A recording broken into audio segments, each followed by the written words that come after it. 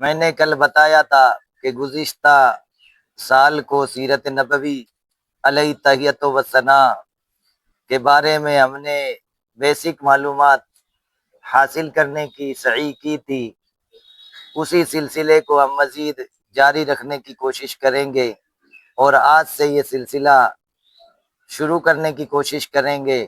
اور یہ بھی بتایا تھا کہ ہم نے جس راہ کا انتخاب کیا ہے وہ بڑی مشکل راہ ہے، لیکن جو اس پر چل جاتا ہے پھر ساری خدائی اسی کے آگے اپنا سر خم کرتی ہوئی نظر آتی ہے۔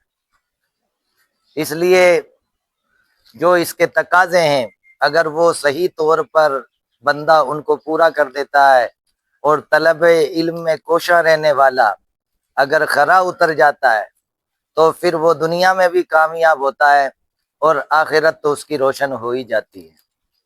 اس کے لیے جو تقاضے ہیں کہ اپنی وضاحت درست رکھی جائے، لباس اسلامی رہے، اور دیگر جو علوم کے ماہرین کو بھی اگر اپنے آگے جھکانا ہے، علوم شریعہ کے ماہر کے آگے سب جھکے رہتے ہیں، بظاہر یہ کہ وہ شریعت کے علوم کو حاصل کرنے کے بعد ان پر عمل کرنے والا بندہ بن جائے۔ جیسا کہ قرآن کریم میں رب تعالیٰ ارشاد فرماتا ہے، اعوذ باللہ من الشیطان الرجیم، یا ایھا الذین آمنوا آمنوا باللہ ورسولہ والکتاب الذی نزل علی رسولہ والکتاب الذی انزل من قبل ومن یکفر باللہ وملائکتہ وکتبہ ورسلہ والیوم الآخر فقد ضل ضلالا بعیدا۔ اے ایمان والو، اللہ اور اس کے رسول پر اور اس کتاب پر جو اس نے اپنے رسول پر اتاری یعنی قرآن شریف پر، اور اس کتاب پر جو اس سے پہلے نازل کی یعنی توریت شریف، زبور شریف اور انجیل شریف پر، ان سب پر ہمیشہ ایمان رکھو۔ اور جو اللہ اور اس کے فرشتوں اور اس کی کتابوں اور اس کے رسولوں اور قیامت کو نہ مانے تو وہ ضرور دور کی گمراہی میں جا پڑا۔ اس میں بتایا گیا، ایمانداروں سے تقاضا کیا گیا ہے کہ ایمان لاؤ۔ پتہ چلا کہ ایمان پر قائم رہنا بہت مشکل کام ہے، اسی لیے تقاضا کیا گیا، اور جو اس پر قائم نہیں رہتا وہی گمراہی میں جا پڑتا ہے۔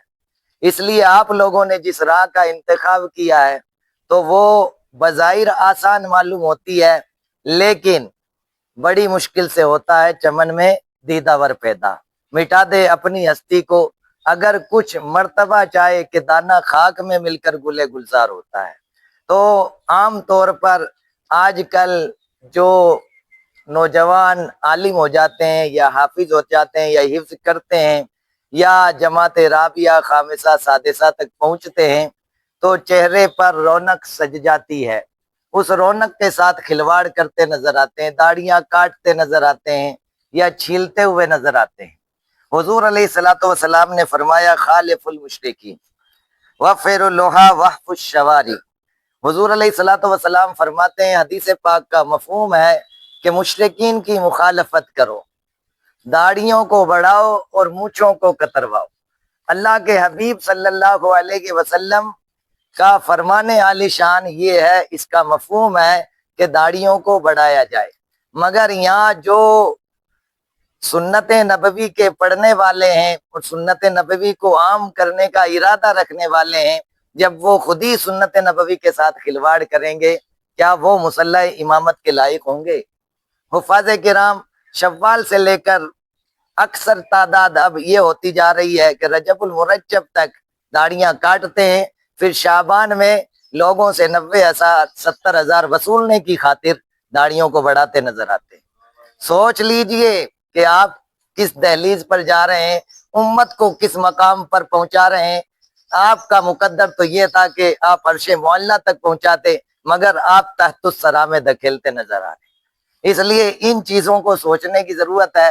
ہم سیرت کو جانتے ہیں تو سیرت کا تقاضا یہی ہے، اور مذہب احناف میں داڑھی کا ایک مشت رکھنا واجب قرار دیا گیا ہے، اور جو یہ کام نہیں کرتا تو وہ مکروہ تحریمی کا ارتکاب کرتا ہے، لہذا وہ مصلی امامت کے لائق نہیں رہتا۔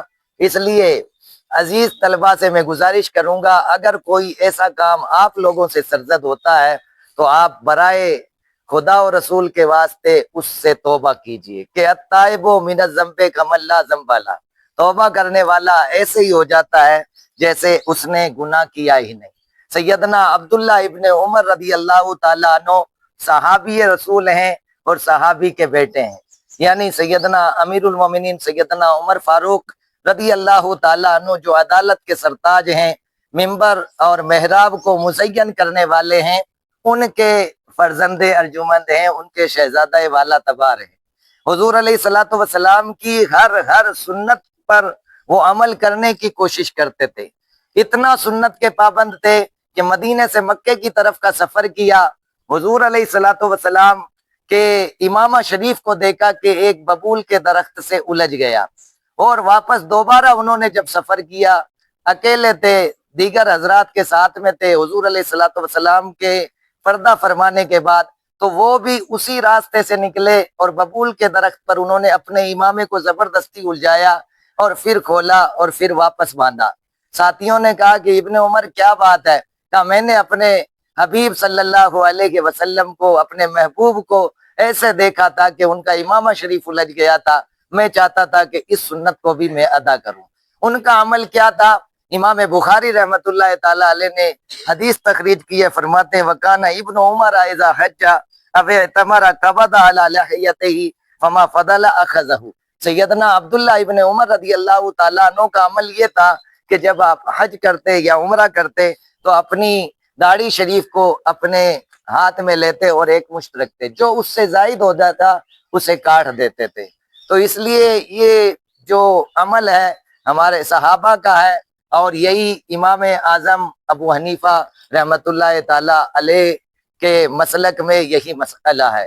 اس لیے اس چیز کا خیال رکھیں، ہم اپنے آپ کو قوم کا قائد بننے کی کوشش کر رہے ہیں، ایسی راہ پر ہیں کہ قوم ہمارے آگے سر خم کرنے کے لیے تیار رہتی ہے، تو ہمیں اس چیز کا بھی لحاظ رکھنا ہے، اور دیگر جو امور ہیں ان سے بھی ہمیں اجتناب و پرہیز کرنا چاہیے۔ ہماری گفتار، ہمارا کردار، ہمارا شعار جہاں بھی ہم جائیں تو اسلامی نظر آئیں۔